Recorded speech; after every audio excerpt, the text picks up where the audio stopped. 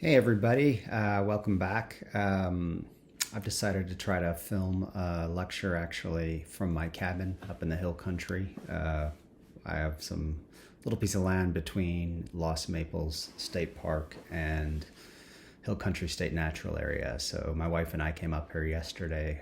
It's a good place to hide out. Absolutely zero people around, peace and quiet, and no chance of contamination or anything like that, which has been on my mind a lot recently. All right, just going to give you a little view of where I'm taking my lectures from. This is our place. Just walked off the front porch. We live right over a ravine with some springs in it. You can see it down there. And then this is a nice view. We live in a valley all around, and here are Danny and Osa, two of my dogs, wearing their blaze orange vest so they don't get shot by a hunter. And I'm just walking out to the edge of the cliff here, and we'll show you the house. So there it is. We call it Rancho Paco after my other dog. So anyways, we finished our first week with the video lectures and the discussion boards. I'm going to change up a few things, and I think this week I'll start a separate discussion board asking you all for feedback on how things have been going so far. And if you post on that, I'll probably give you extra credit for a missed discussion board response or post or whatever. I really want to be generous with you all and make sure you all do well. And I know it's a lot harder than any of us thought, and we're all still learning. So anyways, today we finish Life in Oil. It's gone by so quickly. Not that quickly, because we started actually before spring break, and that was a while ago, but we really rushed through the rest of the book. So today we're going to talk about chapters 7 and 8 of that book. And then on Thursday, actually, there's a test, and I'll post some more information about that. It'll be the same kind of test as your first test, but you'll have to take it online. I'll give you 75 minutes. Should be plenty of time. And I'll give you a window of time in which you have to take that test to allow for maximum flexibility. So that's coming up pretty soon. So what I want you to do, and I'll post this on Tuesday for your discussion board, or maybe I'll post it on Monday to give you a little bit more time before the test, is instead of just kind of giving your reading responses and responding to each other, I'm giving you two main questions that I want all of you to write about. And you only have to post once, and I'll let you see everybody else's post just to make sure it's maximally easy. We'll try it this way and see. Maybe it'll actually be a little bit more focused of a discussion, and people won't have such a hard time jumping in or jumping in at the last minute, something I've seen a lot of folks do. So the two questions I want you to write your thoughts down about on the discussion post for this lecture at the end of Life in Oil. Number one, Consuming Grief and Life in Oil are both ethnographies about indigenous Amazonian peoples. What's most similar about the two books, and what's most different about the two books? It seems like a decade ago that we were talking about Beth Conklin's book and Wari cannibalism.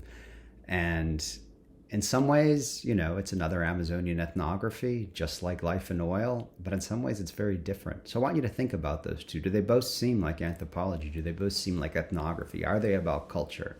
Are the methods that we use the same? Are the questions that we ask the same? So dig into that. And the other question I'd like you to think about and write some thoughts are on number two, if CPEC, me, weren't an anthropologist, how would his account of the people of Doreno and their experiences with the oil industry be different? Is there any way in which his training as an anthropologist might have weakened the veracity or truth or the comprehensiveness of his account? So all semester I've been introducing you to cultural anthropology. A journalist could have gone into Doreno and written about oil and Kofan people. Historian, somebody doing a documentary film. What is it about anthropology, the concepts, the methods, the approach that maybe made me particularly able to write this book? And maybe something about ethnography and the way we do research, ethnographers like myself, maybe there's some weaknesses there. You might want to think about how close I get to people and whether a journalist would do the same thing, and what that would do in terms of them writing about the same kind of topic. So I want all of you to think about those two ideas in the discussion board for Tuesday. And that means, no reading responses, no responding to other people. You can respond to other people, but I just want everybody to jump in on those two big questions. So anyways, chapter 7, the last really substantive chapter of the book. Chapter 8 is kind of a wrap up and a conclusion with some final thoughts. So chapter 7 takes us in a very different direction, and it focuses on why people in Doreno decided to begin working with the Compañía, the oil company again. In chapter 6, we saw these really striking acts of protest against the oil industry, militant, almost violent, throwing out the Texaco drilling platform, down in the other community, Zabalo, burning the heliport, kidnapping oil workers, and then taking over the Doreno Uno oil well. Hundreds of people, militant standoff with the Ecuadorian army. And then, decade and a half later, people in Doreno basically invite the company back in. They say yes to oil. They say, we want oil production to occur on our land. And that was so shocking to many people. And it was shocking to me and troubling to me. But I really tried to listen objectively, modestly, with humility, try to understand. And actually, they convinced me that it was the right move for them. Although both myself and people in Doreno are really worried, actually, about what will come out of this decision to let oil back into Doreno. So in 2013, the oil industry did return. They resumed operations with community permission. I was there in 2013 when seismic testing was going on in the community. We talked about seismic testing before in the last chapter, basically using explosions and grids to look for where oil might be. Something else that happened 2013, 2014, the same well that Kofan people took over and got shut down, Doreno Uno, they agreed to let the company reopen it. So they put a new drilling tower in there and started sucking oil out of the well that they closed down earlier. And they also allowed Petroamazonas, the state oil company, to bring a well into the community boundaries. It was right next to them, but they allowed the company to put it actually within Kofan territory. And of course, after both of these things with seismic exploration, there's the possibility of actually new oil production and brand new wells being drilled in Doreno. Hasn't happened yet, but it might happen. So all of these changes occurred while I was there, and I was startled by them and wanted to understand why. So kind of the initial question that framed my research was, why did Kofan people in Doreno wait 3 decades to shut down that Doreno Uno oil well? It was put in 1969, and only in 1998 did they mobilize to take it down. So I wanted to understand something, I talked about last time, like this big, messy set of complex, confusing phenomena. How did Kofan people come to understand that as a thing called oil? And then how did they understand themselves as capable of successfully or forcefully resisting it? So that was my original question. But then there's this new question that only occurred to me when I started doing research for this book, because that's when it happened. Why did that stance that took so long to develop, why did it go away and people decided to say yes to oil? In chapter 8, the last chapter in the book, I talk about the bigger kind of guiding question of this whole book. What is oil for Kofan people in Doreno? And how can their understanding of oil help us as Westerners to look at the commodity, the substance, the material in a different way? And in chapter 8, I talk about Kofan people's understanding of the material world in a new way as a potentially hostile force through a kind of contamination they didn't understand, their understanding of their bodies in a new way, sickness in a new way, the end of the forest itself as a new kind of possibility they'd never experienced before. And also, the end of their culture, but also the expansion of their political power and their political reputation. All of that was wrapped up with the oil industry, even their power over the oil industry. All of those things were new ways to look at oil, and ways in which maybe the Kofan people can negotiate oil in some ways we don't understand. And that kind of initial tension that I noted in the very first chapter. This book tries to stress and convince you and compel you of the truth of the assertion that oil really seriously damaged Kofan people, Kofan territory, and the Kofan way of life, but also let you know at the same time that what we thought was this giant industry that would just roll them over and cause them to go extinct didn't happen. That's not what oil did to these people. They're still here, they're surviving, they're suffering in many ways, but their lives are filled with meaning and joy at the same time. So in chapter 8, I talk about all of those changes and ways we could think about the oil and the oil industry in a new way. So chapter 7 also introduces another concrete individual. I talked about in chapter 6 introducing Toribio Aguinda, one of the main reasons why COFAN people militantly resisted oil. In chapter 7, I talk about Eduardo Mendua. Here's a great picture of him, the young leader who became president of the community, who convinced everybody to let the oil company back in. Eduardo's a really impressive guy. He's doesn't have a lot of formal education, but he's just super smart, super high IQ, super fearless, super aggressive, and a contrarian. And he knew I was really skeptical and critical of this decision to let oil back in, but I talked to him over and over, and he was patient with me and actually convinced me that it was probably the right move. So there's something about being an anthropologist and letting yourself, change through the fieldwork experience, and Eduardo really did that for me. This is Florinda Vargas. That's Eduardo's mother. I also introduced some quotes from her in this chapter. She's also a really impressive woman, really funny, acerbic, and she too is a contrarian. Probably makes sense given that she raised her son. And she would hear all these critiques of oil and worries about sickness and pollution, and she would just kind of poo-poo them. And I include that kind of great dark humor quote, and she's like, yeah, oil's not going to kill us, or not in a new way. We've always been, dying. There's no way not to die. So what's the difference? And I was like, well, I guess you're right. Nobody lives forever. And she said, you're right. Nobody lives forever. So why are we so afraid about the oil industry? It was an interesting thought, but she was smiling and kind of laughing when she did it. I really like Florinda. She's a really good person. One of the few COFAN women I got to know really well, probably because she's an elder and looks at old men like me in a different way than young women do. So why this new openness to oil? The chapter goes through all the reasons, and this might be something you have to write about, and an essay question perhaps for the test on Thursday. Hint, hint. COFAN people in Doreno are desperately poor. They don't get enough money or enough resources from the forest to survive, and they have all these new needs, school, education, and medicines for new diseases. How are they going to get money and other material goods? One way is by collaborating with the oil industry. Texaco gave them, a few spoons and some donuts. Well, with the oil industry in, 2013, they got a lot more. I'll go over that in a second. Eduardo Mendua himself, personally, as an individual, explains a lot of the new COFAN openness to oil just because he's so smart and compelling. Without him being president, I don't think it would have happened. One individual can change an entire culture, can change history, and I think Eduardo did that.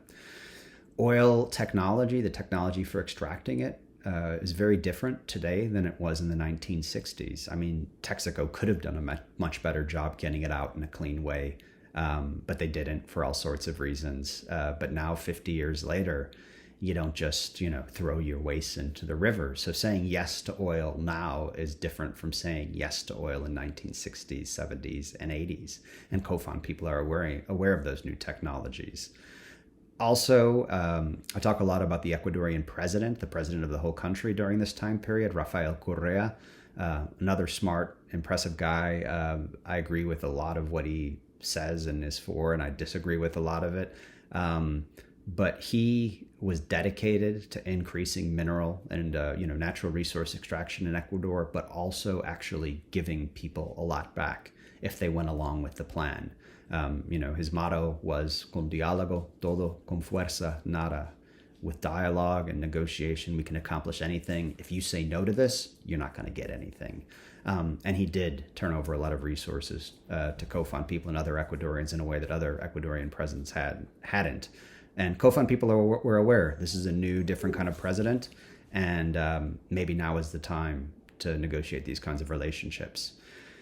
Also involved with that, the Ecuadorian president, Rafael Correa, was this awareness that, we can't say no in the way we did before. We can't militantly resist because this president, unlike prior presidents, will send in the army, will send in the police, and they won't just sit and watch us and talk to us. They'll shoot us. They'll kill us. They'll put us in jail, call us a terrorist. And Correa and his administration did do the kinds of things to people who did militantly resist the oil industry. So people in Doreno, when I was there doing research for this book, all of a sudden realized, many of them, there was this level of fear that we can't resist in the way we used to. And then there's a kind of complicated idea for many of us, but Eduardo explained it to me. Actually, if they didn't allow oil extraction within the community, it would actually make oil contamination worse inside the community. And you're like, what the hell does that mean? Well, Doreno's this tiny little island, right? You could put oil wells on all sides of it if it wasn't actually within the community boundaries, and you'd have no control in the community of what those oil wells did. And all that, those wastes through the air, through the water, through everything else would continue to come into your community, but you couldn't, influence company operations through any kind of protests or legal means because it's not actually on your land. So the idea was, if it's actually on our land, we'll have more power over it, more knowledge over it, more ability to monitor it and make sure it happens in a way that's much less destructive. That's a good argument to me. People, the idea of letting oil back into the village was wrapped up into, Eduardo Mandua as a president, and the village was being ripped apart. Families were fighting families, siblings were throwing punches at each other in meetings, and there was just this need to solve this conflict one way or another. So some people who were against oil just said, this conflict between us, internal to the community, it's actually more destructive, makes life more painful than our worries about oil. So let's just end it. So let's give in to the ones who want oil and agree to let the company in.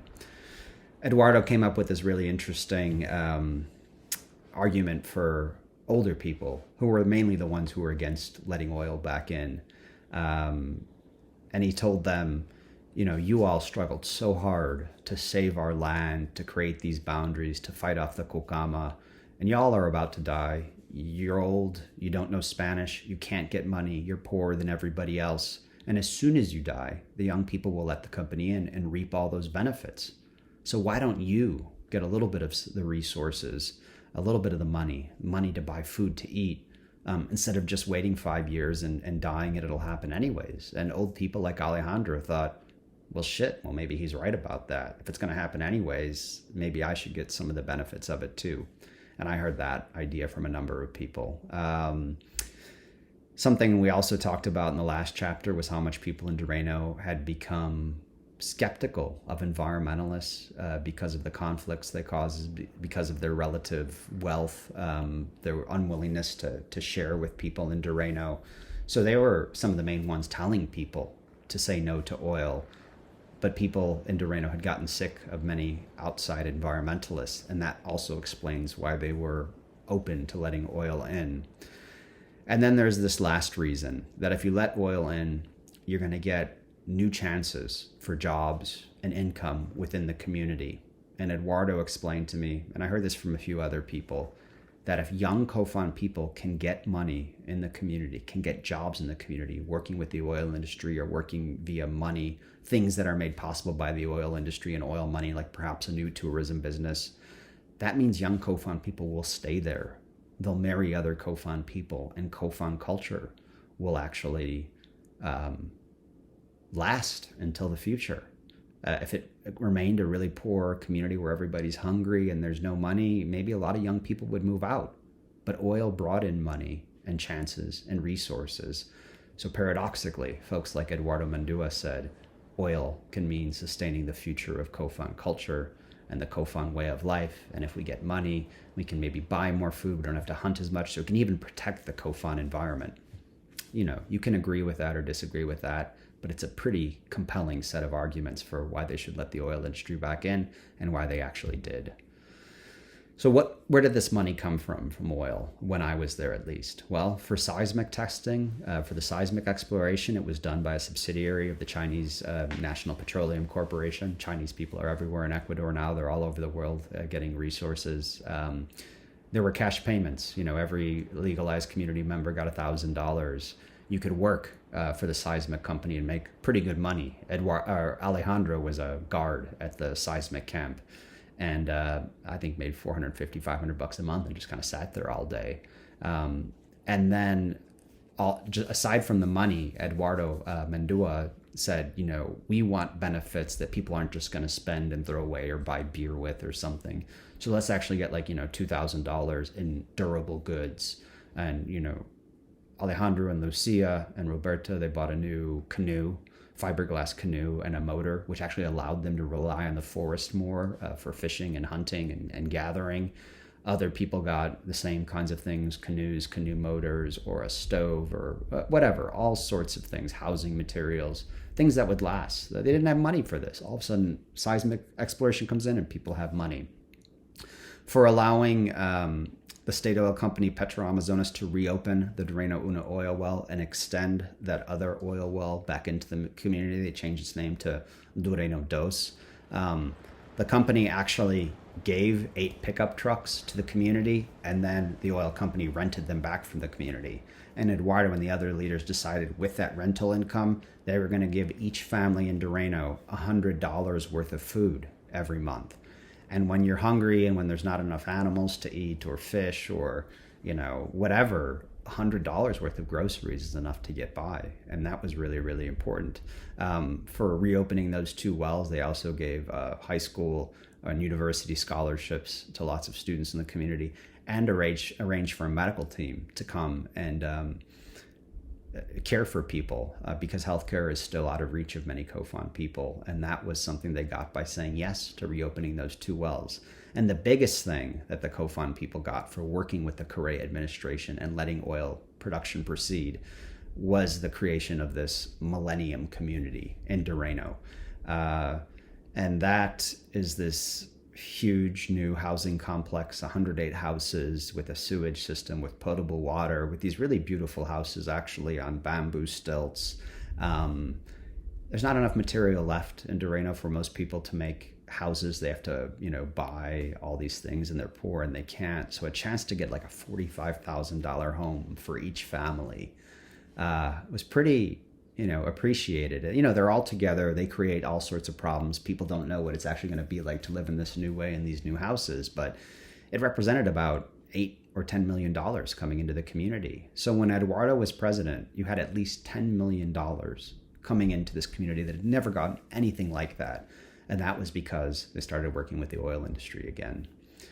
As far as better production methods, as I said a second ago, oil production in the 60s, 70s, and 80s is not like oil production now. The seismic exploration that I saw with my own eyes, these trails are much smaller. You can barely see them through the forest instead of cutting something 10 feet wide and just, destroying everything. Useful plant species, medicinal plants were not destroyed. If they were mistakenly destroyed, the company had to pay people back, and Kofan people were watching to make sure this didn't happen. The petroleum workers weren't allowed to stay inside the community. The foreign non-Kofan, the Kukama or other indigenous workers, they had to stay at this camp that was distant from the settlement. They couldn't drink. They couldn't harass workers. That was very different from how oil production and oil workers acted before. And Kofan people, got a chance to actually work and make money, a decent wage, working in seismic exploration, people like Alejandro. If the seismic exploration does indicate that there are wells to be drilled, and from what I've heard it has, maybe 2 wells, maybe up to 6 wells, these wells will probably be very different than Doreno Uno, with these unlined waste pits that are just ecologically disastrous. The idea now is you can have wells, you can have one platform and then get up to 10 wells that'll all go in at the same point and then go out sideways underground. So you don't need to cut all this forest down. You can keep the waste maximally contained. No formation or produced waters are sent, or other wastes are sent back into the streams. They're all stored and then shipped off site. Very different kind of oil production that's not as disastrous. Eduardo said if there's new production wells in the community, they wouldn't allow any new roads to be put in. They want all the oil equipment to come in on a barge across the river, and then like small, tiny roads within the community that don't attach themselves to outside roads, so that people there can feel safe and not feel like they're going to be invaded. So anyways, no new production has occurred there yet, but I'll be interested to see if this promising new technology is or is not used in Doreno. So yes, people said yes to oil, but many people, I think all people, they're actually still afraid, and they still have their doubts about what this will mean. It seemed like the wise choice. Hasn't created any disasters yet, but oil is inherently risky. You have earthquakes in Ecuador all the time, and no matter how good the technology, you could have a massive oil spill or something else. So people are worried. Will new pollution occur? And will that pollution lead to new sickness? Will the companies actually do what they said in terms of, or do what they say they'll do in terms of using safer, cleaner technology? Or will they not do that? And will people not be able to do anything about it? I mentioned in this chapter that Toribio, who was mainly against oil, he tried so hard to keep it from coming in, but he was defeated by the majority vote. He's worried that people in Durango, they're just going to get this money coming in from the oil companies and not actually have to work. So they'll become lazy and they won't hunt, fish, garden anymore. And it'll kind of ruin, Kofan culture. It makes you think about, like arguments against welfare and stuff in the States. But this is Toribio's own idea, and he's worried about this happening. Young Kofan people having no work ethic, no tie to the forest, and losing their culture because of oil money. Other folks have said, now that we've said yes to oil, how are we going to keep fighting for justice and compensation from Chevron? Because Chevron knows, we've been saying we hate oil, we don't want any oil, and that's been part of this lawsuit and the Kofan position in the lawsuit. All of a sudden they say, yeah, we do want oil. And they know Chevron's going to use that against them to make their struggle for justice and compensation harder. No matter what Eduardo says about new roads not going into the community, people are afraid that they will if new oil production occurs. Folks are worried about Kukama coming in, stealing things, hurting people, killing people, raping people. And people are also worried about all this new money, and it'll kind of destroy the integrity of Kofan families. Kids won't have to rely on parents, spouses won't have to rely on each other to make a living, and people will split apart. I've heard some Kofan people say that to me. And then this, idea of the Kofan being, kind of caretakers of the forest, their general reputation globally that they acquired by fighting against the oil industry, it's gone now for people in Durango. They're now known as people who are pro-oil. So all of those potentially helpful alliances with indigenous rights organizations or even some environmental organizations are going to be much harder to secure now because of their pro-oil stance. Yet we never know, how history is going to play out. Just because Kofan people said yes to oil in 2012 and 13 doesn't mean in the future that they're going to say no to oil again. Oh, deer just ran by and my dogs chased after it. It's beautiful out here. I just saw the deer jumping over some trees back there. Horizontal trees, wasn't jumping over giant trees. So anyways, just because Kofan people said yes to oil doesn't mean in 5 years they're going to become opposed to it again, or even more opposed, or the company's not going to come with the possibilities for new production wells. It's going to be a new leader in Durango, not Eduardo. And they're going to say, nope, we say no. We're going to fight to the death. We're going to burn these wells down. That could happen. We like to think in the West, we have this stereotypical image or a prejudice or whatever that once people have lost their culture, they become Westerners, they get involved in the capitalist system, their way of life is gone. That's not the way things actually work. And we don't know what the Kofan future is going to look like. So I'm curious at the end of this, and you could chime in on this on the discussion board relative to those two questions I posed. What do you think will happen? Do you have any idea what will happen? In Durango in the future? Do you think this community will lose its land, its culture, its way of life? Do you think it'll work hand in hand with the oil industry from now on? Or will people learn about the disaster and the destruction again and return to this sense of relying on their culture and the forest rather than the oil industry or anything else? Nobody knows. All right, folks, that's it for now. You'll hear from me one way or another very soon. Thank you.